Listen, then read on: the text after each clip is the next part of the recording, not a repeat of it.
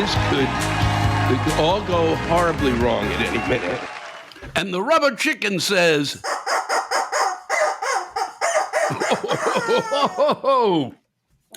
Governor DeSantis may screw around with democracy all he wants, but you fuck with Disney and Goofy and Pluto are gonna kick your ass, sir. But what do I know? I'm just a rubber chicken. Okay, I know you're angry. I know you wanted to work, but no, please stop that. There are plenty of time for us to talk. We've got to get on right now with Rantcast, number 80, entitled For Gilbert Gottfried. In my small way, and this really, this is for him, this Rantcast, just to remember his name, and it's another huge loss in terms of our community, and for all of us.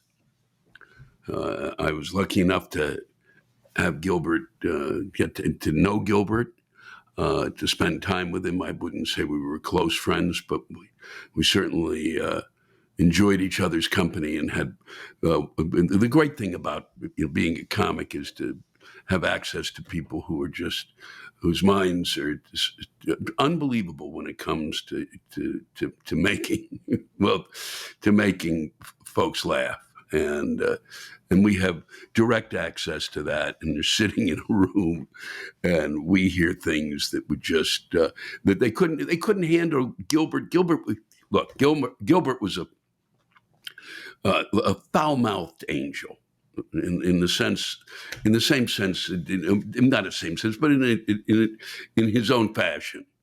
They were unique in their own ways, as Bob Saget, another wonderful comic who we lost way too soon. And I would like to say that I believe, if there truly is a God in heaven, that if you're going to take these, take away these angels from us, to convert them into a higher angel or whatever you're doing, then you have to, at the same time, take away someone whose mouth and whose speech is filled with hate. Okay. And it should be able to appear on the front page of a paper, so on one side or the other side.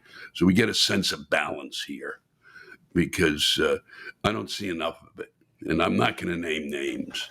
No need to. I don't care who it is that's spewing the bullshit that makes us try to get from one day to the next exhausting. And in order for us to evolve as a people, exhausting for us. It's extraordinary that we lost who we've lost over the past since this pandemic has started, and then we're just and then there was a funeral here in New York. I wasn't here for it, and I feel badly about that. For Gilbert, I had the if you don't know him, look up his work. It's on YouTube. You can find him in all sorts of places. And if you've never seen the Aristocrats or watched the roast of Hugh Hefner, where Gilbert makes a joke about, goes right over the line. He makes one of the first jokes about about 9/11. He said, he had a flight scheduled. He was wanted to fly somewhere, but they said they'd have to make a stop over at the Empire State Building. Well, the audience here, and I believe it was in New York, just went bats. They were not ready for this. But the thing is, with a tasteless joke, is you don't really know it's tasteless until it is spoken. That's the problem, because the person who's delivering the joke, if they had that kind of ability in their head, wouldn't be the comic that they are. Okay? That's the deal. So he found out it was not going to go over.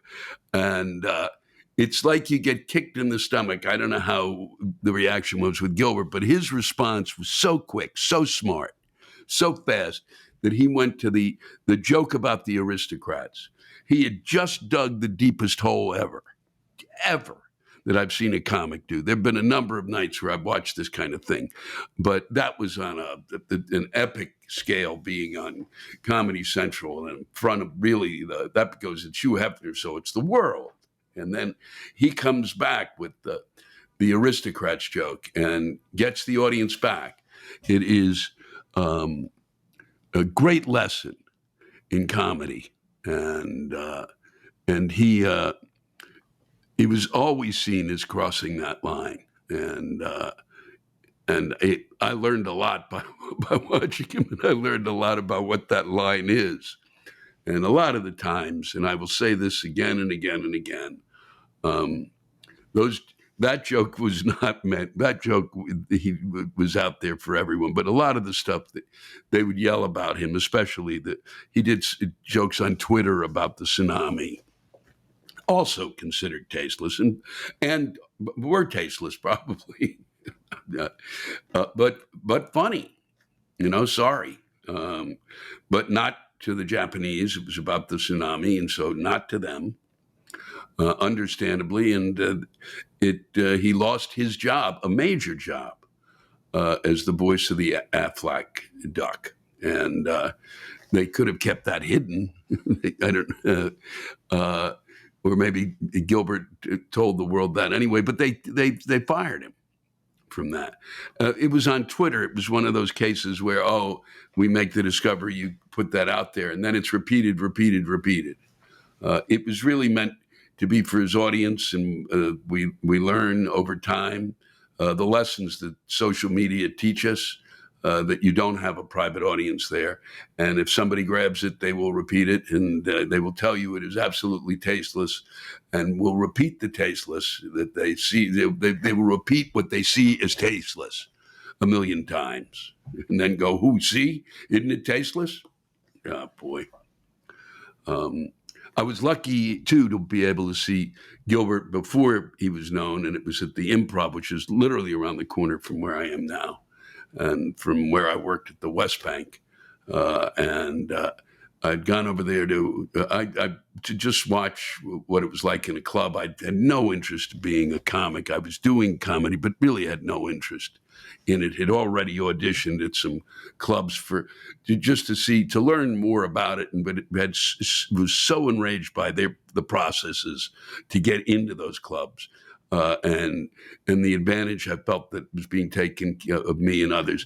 But Gilbert was up on stage, and at 1 a.m, it's that last go round. There are 12 people in the room, and he picked up, I'll never forget, he picked up 2 server trays, round ones, and just did 25,000 spectacular things. He improv'd his way into the closing. And I went, wow, I'm in the presence of someone who really is a comic genius. I knew it at that point, and I'm truly was blessed to have spent that kind of time with him and being able to watch him perform. I will miss him. I also miss on a different level, certainly, but it was made for a segue, the mask mandate, which was dropped immediately, even though we're experiencing an uptick in 2 variants. Yes, we are. Yes, we are. Yes, we are. I may not be a scientist or a doctor, but I do know I've watched this each time, and each time there is a new variant, I know immediately, because someone that I know who's been extra careful and been taking care of themselves gets it, even though and all of them have been vaccinated, so they get sick, and it's not some a little worse than others, but they don't go to the hospital. I know of only one case where they had to go in, and I don't know if it was. I'm still not sure if it was because of what they were giving to them, in terms of the reaction may have been to the drug they were giving to them after they'd received after they'd gotten the COVID, because the person was older. So, and there's side effects to that drug that might have been what did it. But it's just amazing to me that this federal judge decided, and I was one of the last planes flying out, that that the mask mandate was in effect, and then 3 days later, I'm on a plane and nobody has to wear masks anymore. And I'm sorry. I've heard, and I didn't look it up because I've been so busy trying to deal with my upcoming special and trying to get tickets sold and things for the markets I'm coming to, the cities I'm coming to. They call them markets. That's how come I think we're not selling tickets, is because Live Nation calls them markets. And then I just said it. Bad, Louis, bad. So I apologize for that. The cities and the towns that I'm coming to, it's taken up my time. But I've heard that the federal judge, made this determination. This was the first ruling this federal judge had made, and I would think I can understand in part that it was based not on health, of course. The judge can't rule on that. It was based on the fact that the language of the law was not really what it should have been. So if you wanted to do it, you had to rewrite it again, or then you go to another court to try to put it back in place. I just felt like for the people who are immunocompromised, especially, and for people who have a fear of getting onto a plane without people with masks on, because of, like, for myself, there's a certain level of that fear because I'm going to see my mother soon. I don't want to get it. I know that they keep yelling the planes are safe. I know, who knows? I've had friends come off of coming from doing a flight, and then a few days later they get sick. So who knows? But I also know that I want to get this special done. I have shows I want to do. I don't want to get sick. I don't want to put anybody in harm's way, especially my mother. And I want to be able to do those shows. I don't want to have to cancel because I came down with it. And I just was recently exposed and had to deal with 5 days of and I found out that today I've tested good. I'm tested negative, and which means positive. So I am really I just don't understand why, if you don't just say, okay, that's it, and the next day that it especially when it comes to our health, I don't get it. I think if the judge had any sense of health, and it was a Florida judge, and there was no pandemic there, of course, even though a lot of people died, a lot of people. I think the third most of all the states. You can look that up. I saw it in 4 different places. I can't do the amount of research that needs to be done. They will, there'll be a denial coming through. So that's all I can do is tell you that that's basically what the numbers that the people that I trust, because we're living in two separate realities. And then the ones that normally were getting out the information needed to allow us to live our lives sanely. So one would think that just out of common sense, that the judge would have said this will be instituted in 2 weeks, so that those who had purchased tickets, it was 3 days. I mean, people were hopping on planes the next day. And those who were immunocompromised, those who had underlying conditions, those who were old, might have thought, oh, maybe I'll wait a while. Maybe I'll wait because there are these 2 variants out there. But, no, whether we got to get on with our lives, we got to push forward. Fuck them. Fuck those immunocompromised. It's unbelievable. It's just unbelievable. And meanwhile, DeSantis is, wow, I mean, I can't get over what he's doing. Governor DeSantis in Florida is like, it's dictatorial. It just comes a point. I mean, he basically is lashing out at Disney, and then they just say it's a fake thing. We'll see. But I mean, that he's lashing out at them because they responded, which they're allowed to do, to his, his idea of instituting the fact that you can't, in a, I guess it was grades, kindergarten through third, you can't discuss, gender. Come on. Let's grow up, okay? Let us grow up. Nobody's going to be gendering around, and there's a lot more that needs to be taught. You didn't need to put your foot down. You didn't need to show, oh boy, look at me. I'm for your rights. It's not a right. It's an educational institution. You're a governor, okay? Let the educators deal with education, okay? And I'm sorry that you're intimidated by the fact that there are people who spent and devoted time to wanting to give service to children and teach them, and they're not there. And you kind of put up this thing as like Disney is some sort of pedophile, you fucking idiots. No, they're not really doing. Shut up, okay? There's that instance of that crap filtering in through our society, pointing at people who not even close to being pedophiles. Focus on reality, and we got enough problem with pedophiles. Go for the real ones. Huh? Put the money into that. All right? Not this madness. And then he's going to gerrymander on his own. I mean, it's a dictatorial governor. It's extraordinary. I mean, that's what it is. You don't allow one man, especially the governor of a state, to decide how you divide the state up in terms of voting districts. You shouldn't even allow a party to do it. Okay? It's ludicrous. And the Supreme Court can't fucking figure that out over time, over it being a liberal court or conservative court or any fucking kind of whatever court. Please. God in heaven. Do it. It's got to stop. I mean, there has to be a way in which an independent commission in every fucking state decides how you divide up the districts. Ludicrous. And then, of course, everybody's favorite, Marjorie Taylor Greene,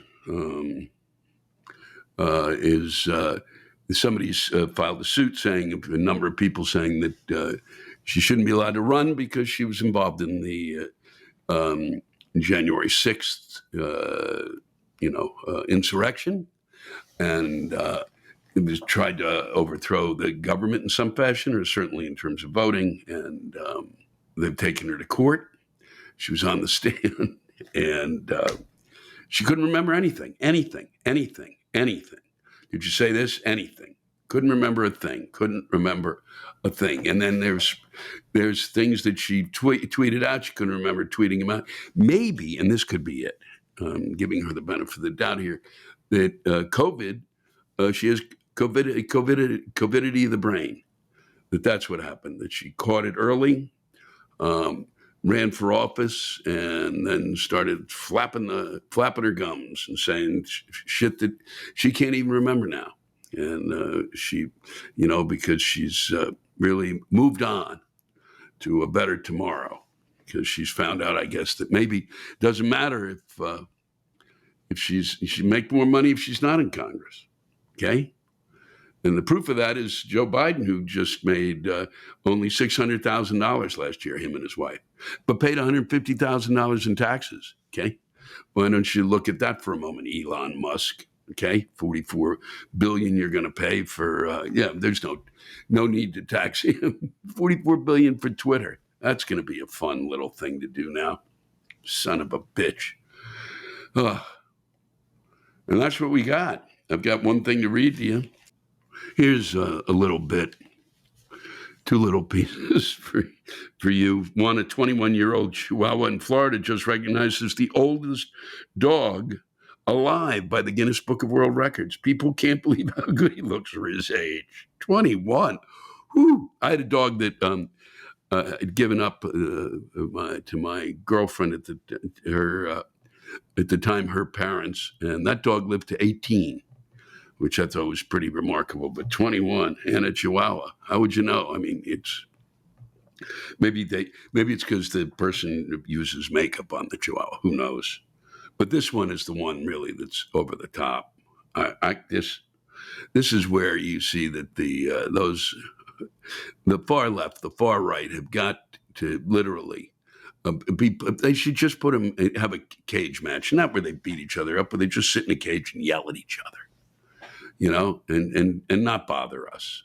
And then they show at the end of the week that maybe the best yelling, like 5-minute clip. Somebody edits it like they do my bullshit here. And so here we are, two members of a Scottsdale, Arizona Diversity, Equity, and Inclusion Committee accused a DJ at a disco-themed school charity event of dressing up in blackface, only to be told the DJ, Kim Coco Hunter, is a black man. Is a black man. DEI, Diversity, Equity, and Inclusion Committee member Stuart Roden amended his accusation. This is saying Hunter appeared to be, at the very least, in darker makeup, if not blackface. Wow. Both sides. Boom, boom, boom, boom, boom. The brain just reels. We have got to, our educational system is in tatters. If that's but I don't care if it is in tatters. He's a problem as much as DeSantis is a problem. Okay, and I don't even know if one would call him an educational person. I don't know. I don't even know two members of the Diversity, Equity, and Inclusion Committee. Of where? At the school? No, but it's not. Who knows? We need to let our educators educate. We need to pay them. Okay? We need to pay them. And that's all I got to say. You can hear in the background, maybe I don't think so, the sirens as they speed across the city of New York as I close this, our 80th. Ooh, 80, huh? Our 80th Rantcast together. I really would like to thank all of you who continue to send in those rants. If you haven't heard yours, it has nothing to do with the quality of your rant. I will be reading, I hope, some more of them this summer. As my tour winds down, really not winds down, but winds up to the final big crescendo at the special, which we are shooting at the Paramount Theater in Huntington, New York. And that will be on May 15th at 8 o'clock. If you can be there, that would be great. I would deeply appreciate it. An interesting, beautiful little theater there, and I really would I'm hoping that all of you can get out there who can. But before that, this week, I'm April 28th, 29th. I'm at the Fillmore Theater in Detroit, the 30th, the Chicago Theater in Chicago, a big room with, but a great one, a great theater, and finally and not that the Fillmore isn't. I did a special there, and then finally in Champaign-Urbana, the Virginia Theater. Then May 5th, I'm in Richmond at the Carpenter Theater. May 6th and 7th in Washington D.C. At my old stomping grounds, the Warner Theater, where it's like being on that stage is like taking a warm bath, ending in Greensburg, Pennsylvania, on the 8th. I hope you can make it out. We still got tickets for those shows. Washington, D.C., by the way, folks, Washington, D.C., the second show on May 7th. We've still got, for those of you who are a member of the fan club, the FUs out there, let me just say, we've still got great seats for that we're holding for you. Don't let us I don't want to turn them back to the powers that be. We put them aside for you guys if you're still looking to come to DC, or if you're in DC and want to see the show, that's the way to go. Join the fan club. You have access to a ton of stuff. I'm even going to make Kathleen a member. I had forgotten to. You have access to all the rants, everything, a ton of stuff, and a treasure trove that I'm sure there'll be more coming. I'm on the way, and more coming for you. And thank you, all of you who've been coming out, all of you who've sent in your rants, all of you for what you've given me. It means the world to me. I hope you have a splendid week, and that the summer brings us a chance to get over the bullshit that we're all slinging, and maybe relax for a minute and remember that we are in this together. Take care. Lewis Black's Rantcast is brought to you by Dadgrass. Mellower vibes are a moment away with Dadgrass. That's right, you heard me say mellower. They'll take you back to a time when music was on vinyl, books were bought in a store, and hipsters were a style of jean. And to celebrate the passage of time, they are doing a special collaboration with George Harrison's estate to mark 50 years since his All Things Must Pass album. Dadgrass 100% organic hemp joints have partnered with the Harrison estate to create a special blend of CBD and CBG, along with a collection of accessories called All Things Must Grass, which pays tribute to the man who always let the good times roll. Dadgrass is legal organic hemp that relaxes your body and mellows your mind. I said it again, mellow. You can get it in either oil or smokable form. Dadgrass's CBD tincture oil is made with high-quality hemp and is easy to take, and the effects come on smooth. Or you can go with their 100% organic pre-rolled joints that are low in THC and high in CBD, so you can enjoy the effects of CBD while keeping a clear head and relax. It's like having a glass of wine, just not the whole bottle. Ooh, I do like the whole bottle. Okay, all Dadgrass products are federally legal for ages 21 and over, and it ships right to your door anywhere in the United States. Whether you're looking for a new buzz or a chill way to enjoy an old favorite, Dadgrass will leave you in a euphoric mood. Right now, Dadgrass is offering my listeners 20% off your first order when you go to dadgrass.com/Lewis. That's DADGRASS.com/LEWIS. Dadgrass.com/Lewis for 20% off your first order. We are coming to you live from Cincinnati, Ohio, at the beautiful Taft Theater, and I wish that those of you who are watching could have been here tonight, because this audience was fucking unbelievable.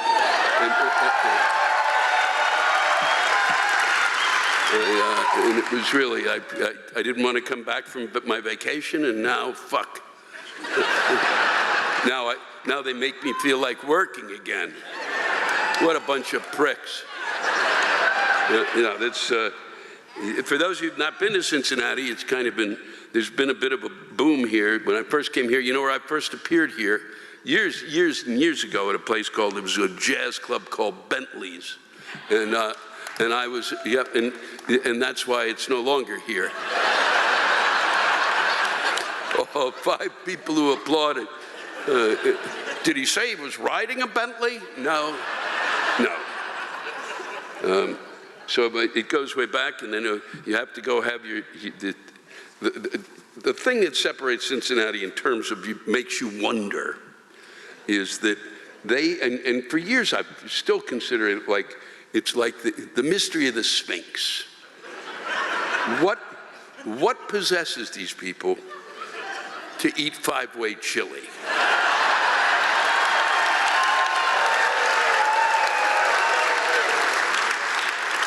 There's a place called Skyline Chili, which is,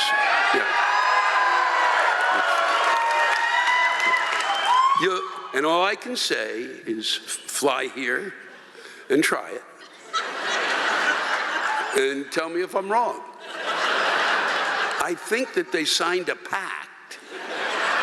And they all said, look, we are really gonna come up with this fucking idea that's kind of stupid. And we're going to sell it and just tell everybody it's great. It's 5-way chili, and all you need to know is this. You need to put the chili goes on top of spaghetti, okay? That's it. Chili and noodles is something that nobody in the history of the making of chili ever said, fuck, where are the noodles? But I don't want to digress because they have written some stuff, and you will certainly get a sense of why you should spend some time here. The verse is from Dave McGaughey. I hope I got your name right. I'm missing the season finale of Ghosts for this.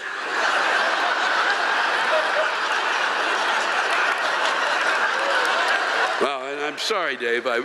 You know that you can probably fucking see it again. There's 12,000 ways to do it. Just ask somebody in any row.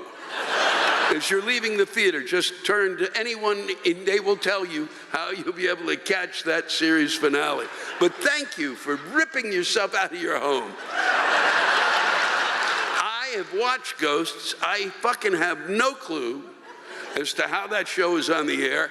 It's loved. It's fucking loved. And you are really, and I can't wait, my friend, one of my close friends, who I actually just saw recently, was Mark Lynn Baker, who is actually from Perfect Strangers. He's on Ghosts, and that's the only reason I fucking watched the show. And I think he was on the last episode, so I'm going to tell him that you fucking love it, Dave, and he's going to be coming to your house for chili. Caitlin Brown needed to share this, and I know why. When your child ends up wanting nothing to do with you and only wants daddy, I'm sorry.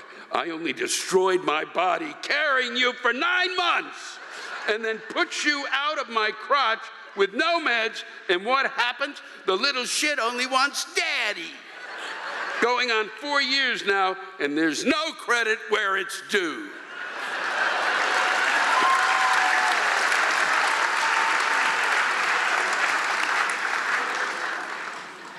Scott Oakes, please rant about how aging makes sex better. Yeah, I'm gonna rant about that. Because after 45, I still come the same. I just do it before 10 p.m. Well, it's past 10 p.m., and I hope that you didn't do that here.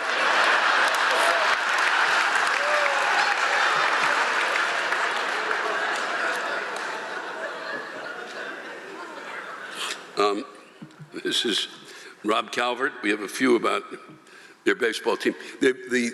This is a follow-up to my Cincinnati Reds ownership note from before. I'm flying a banner over the stadium on Saturday. I set up a GoFundMe page to pay for it with anything extra going to the Free Store Food Bank of Cincinnati. Here's the link. I don't have it. The banner being flown says, "Where are you going to go? Already gone. Thanks, Phil." This is in reference to Phil Castellini, who's the owner, telling Reds fan, where are you going to go if they challenged ownership ineptitude? He's an arrogant fuckstick.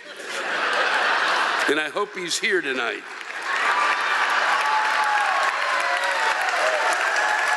So it's thanks, GoFundMe.com. Show your Castellini love on Saturday. And then it's... This is followed by Dawn Lewis. The Cincinnati Reds are fucking awful. The owners sold off all our players. They do this every 2 years. We're always in a season of rebuilding. Someone expressed this frustration to the Reds president, Phil Castellini, and that arrogant, smug asshole asked us where are we going to go and then proceeded to threaten the fans with moving the team out of town. Fuck Phil Castellini.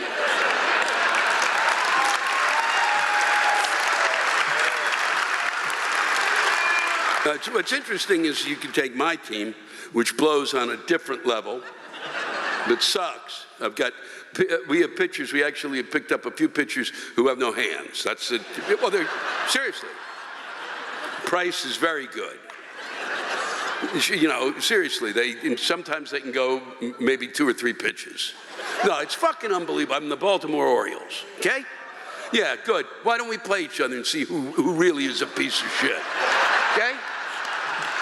First, I know you guys are on a losing streak of, 116 games, but we're right on your tail.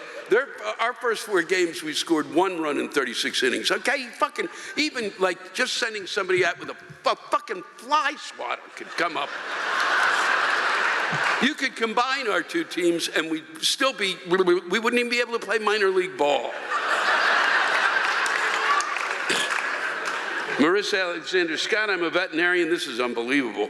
Why are people returning their pandemic pets? Wow. Wow, if that's one of the pets, that's the scariest thing I've ever heard. I heard this week that local shelters are having to euthanize healthy pets just because some Karens and Kens decided that pet parenting is hard, or say, I didn't know they would cost this much.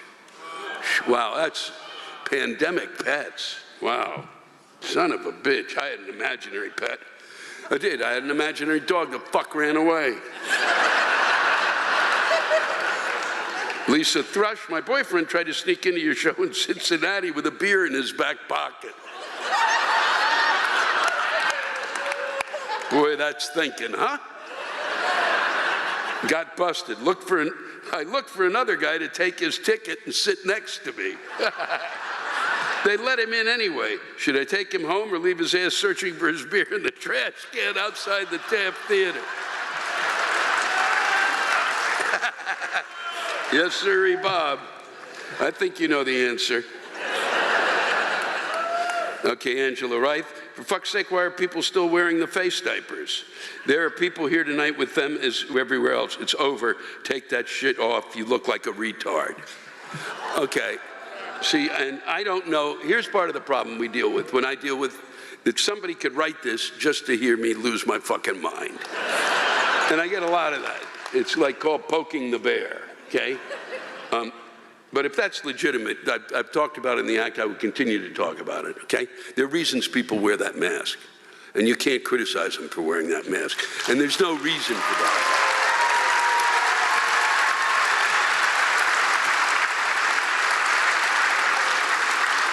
There is no reason at all, none whatsoever. And you're going to have to take a short course, and I don't know where you get it, in empathy, because that's what it boils down to.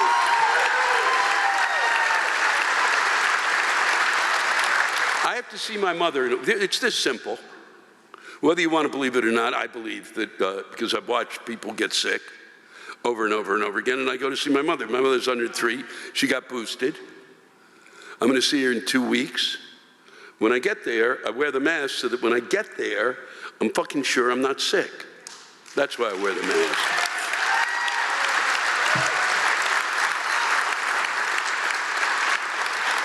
And if I look like there's something wrong with me mentally, I don't really care, because I don't want to fucking die!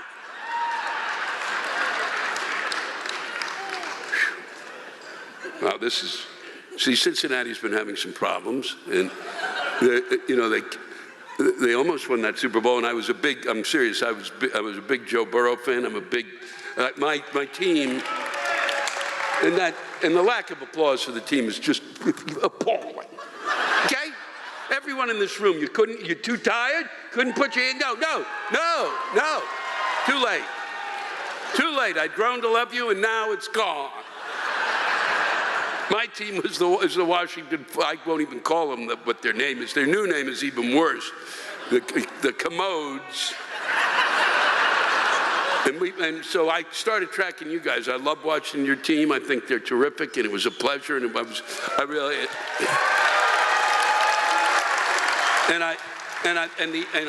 thought they were going to win because I refused to bet on them in that fucking Super Bowl. I said, fuck, if I don't bet on them, I bet they win. Fuck. So Cincinnati, Ohio was just ranked number 2 highest homicide rate increase today. Someone just applauded, and that was really... And if that were not bad enough, I had to pay $6 for a small bag of sugar pecans in the fucking lobby, or risk my girlfriend feeling like I don't love her enough.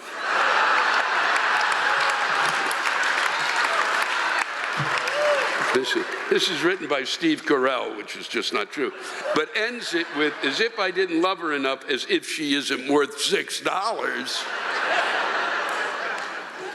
I'm ending with this because I think it's not something written by you guys, but that it's really just a great piece of writing, and I know you'll enjoy it. This is so up your alley. This is Casey Ray. Can we just admit the job title of influencer is a new age way of people indulging their narcissism?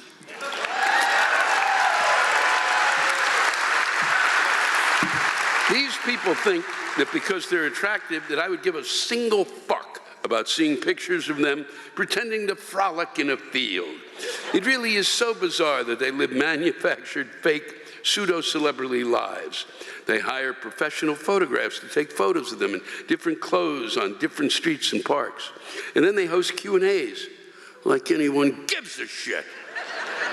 Stephanie, we all know you're just answering your own questions, and no one, and I mean no one, gives a fuck what kind of coffee you drink in the morning.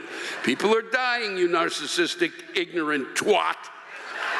An estimated 40 wars are happening on this planet just this year.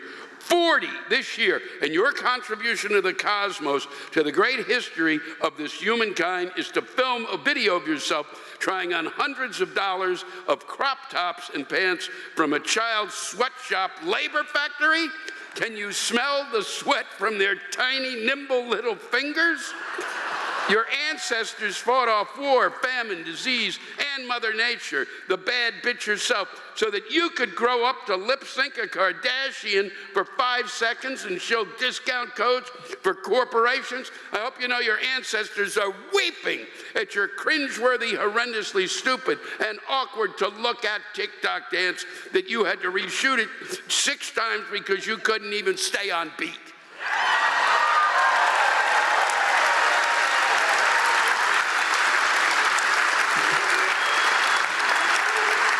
I sincerely and genuinely ask that you consider your meaningless contribution to the forward progress of civilization and the betterment of your fellow humans. You will possibly wallow in shame, or maybe you'll see the bigger picture finally and be committed to making some kind of small, positive impact on the world. And then lay your head on your essential oil soaked pillowcase. Pull down your silk eye mask, go to sleep, wake up, and then forget all about this revelation. And then take a picture of your bathroom counter or that stupid smoothie that looks like it tastes like shit again. As I know you will, because you are an extraordinarily wannabe, fake manufactured, bullshit, off-brand, diet little cult leader. You self-indulgent, self-centered, self-obsessed psychopaths. That came from Casey Ray. That's all we've got for you tonight. We're here tonight in Akron, Ohio, at the beautiful Goodyear Theater, and it's a pleasure to be here. And I've not been in Akron in a long time. Literally, we just drove in. I can't, usually I'd tell you what I saw today, but I didn't see anything. But from gathered that things are getting better for some people from what I read in the rants, and for other people it's been a hellhole. So I don't know. I'm not sure how things are going. I do know that a lot of rubber is made here, and apparently it's made everyone, you know, but I'm going to stop. I do know, I remember, and I don't know if there's still your minor league baseball team, they were serving a sandwich there, right? That was fucking staggering. Yes, they were, because I did it on The Daily Show, fuckers. Don't go quiet on me. Okay, that's it. Son of a bitch, they'd been really great. I tell you, right until that moment where they went, ah, fuck him, let's watch him die. That's what they told me. They handed me a report. I saw the fucking sandwich. I can't remember what was in it. And I would have done my homework and fucking, you know, looked at it, but fuck it, no. It wouldn't have been worth it because you fucked me here. Maybe they don't make that sandwich anymore, Louis, you dumb piece of shit. Maybe the team's left town. Maybe the team said, fuck you and fuck your sandwich. Rubber chicken.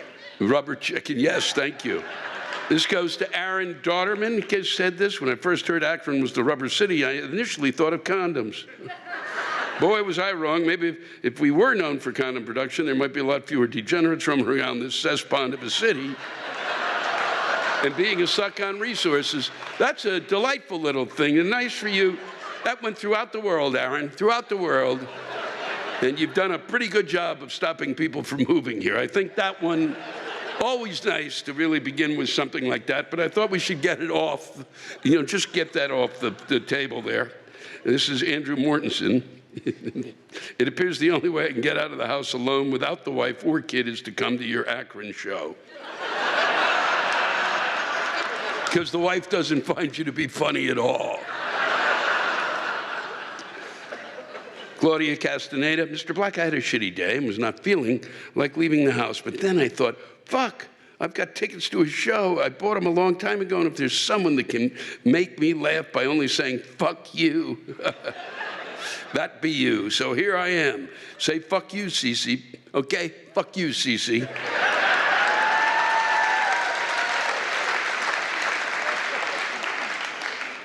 This is from Don Kroger. This is, might I suggest, an industrial strength anger button. It's a piece of merchandise that I sell, and people have been pissed that we're not bringing merchandise to sell at the shows, and I won't do that until we're through the rest of this nonsense. I'm not going to put somebody else up in terms of dealing with that, and eventually we'll be bringing merch back. But right now, you just got to go online. And Mr. Black, I've already gone through 3 of the anger buttons. And by gone through, I mean beat them to fucking death. One of them had the audacity to whisper your rants at me. Kind of defeated the fucking purpose of your rants. Needless to say, that button shattered into a million pieces. Oddly enough, watching its destruction brought me great pleasure. Holy shit, here's an idea. Sell some shit meant to be smashed for those of us with anger issues. Oh yeah, and fuck Ohio. Well, tough shit. Okay, you should have sent something else in, huh? Did you send anything in? I doubt it.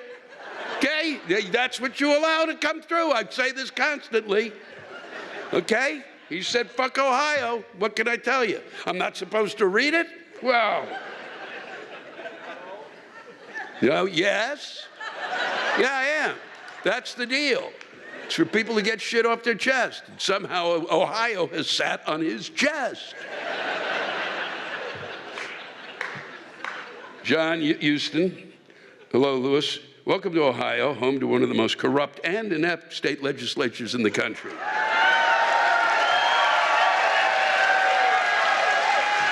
There. Boo, boo. Bold statement. You say, let's point out an example of how they live by the mantra, government, if you don't like the problems we cause, just wait until you see our solutions. Very good, John. Gun violence is growing, and illegal guns are a problem everywhere. Our solution? Don't require pesky things like licenses or registration. Then it's no longer illegal. Brilliant. That includes concealed carry. That's right, Lewis. When you're out enjoying a nice glass of wine after tonight's show, that bulge in the pants of the person sitting next to you at the bar is probably not because they're happy to see you. But what's next? Maybe we'll eliminate fatalities from excessive speeding on the interstates by eliminating speed limits. Holy shit, we can eliminate COVID by passing legislation that declares it doesn't exist. Maybe we can eliminate racism by preventing teachers from talking about pesky topics like slavery or the Holocaust in schools. Oh, fuck, I forgot. We already have people working on that in the legislature. So again, thanks for coming to Ohio, Lewis. Please come back soon. I promise we will supply an unlimited amount of material for your act. So I recently asked my third grade students to come up with some writing topics for us to use in class. After calling on every student I could, I reluctantly called on that kid. You know the one that gives really ridiculous answers every time you call on him. Go ahead. What would you like to write about? Mrs. Ponton, how do you make donkey syrup? What the actual fuck?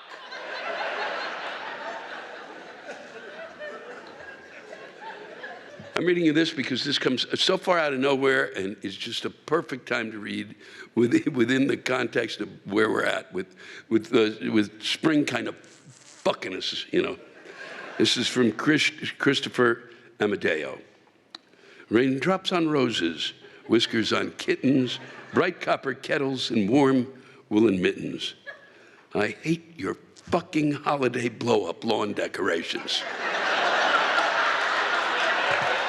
I literally just got this a few days ago. You got to understand that. Somebody has been sitting on this quite some time, and it finally is just, fuck, I can't wait till Christmas.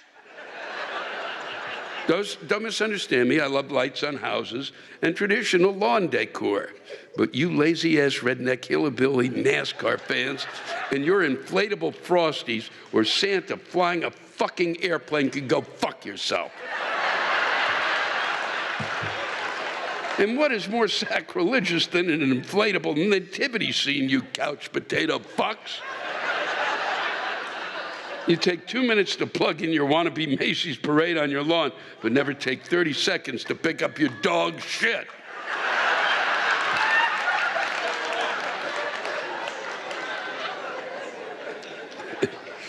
That's good. And you fuckers don't just put up one, but 4 to 40 of these monstrosities for every fucking holiday. Minions, the pups from Paw Patrol, and Disney characters are too damn much. Either your kid is in charge of all your purchases, or you have an odd fucking fascination for juvenile things. But what about the kids, you say? It's fun for the kids. Think about the kids. It's Christmas. You know what else is fun for the kids? Covering the floors and walls in bubble wrap and setting a plate at the dinner table for the family dog. But we're not doing that because it doesn't make sense. We could power third world countries with the amount of electricity you're using on your gaudy-ass Hawaiian Santas and inflatable jack-o'-lanterns, jackass. But yet you can't fucking make your car payment. And by the way, those light projectors that illuminate snowflakes or other designs onto your house, it's a holiday, people, not a Pink Floyd show. And by the way, take your fucking tacky-ass decorations off your cars, too, you Slim Jim eating lame asses. Wow. Wow. I have to read that again. And by the way, take the fucking tacky-ass decorations off your cars, too, you Slim Jim eating lame asses. It's a car, not your village parade. You're not celebrating holidays. You've got your noses so far up the box store's asses you can see what they ate for lunch. So get up your redneck asses and go to the county fair and leave the decorating to the people who really care. Thank you for caring. Thanks for coming out tonight. Thanks to all of you for listening to my Rantcast. If you have a rant you want to get off your chest, send it in to me at lewisblack.com/live. You can think of it as therapy, or whatever you want to think of it as. Just let it rip. And I want to thank the true stars of our show, the ranters, and the splendid rants they gave us. Lewis Black's Rantcast was created and hosted by me, Lewis Black. It is produced by James Salkind. Our theme song by Chris Lane. Executive producer, Ben Brewer. Executive producers, Matt Kleinschmidt and Robert Kelly for the Laugh Button Podcast. And most of all, thank you, all of you who ranted so well on this show.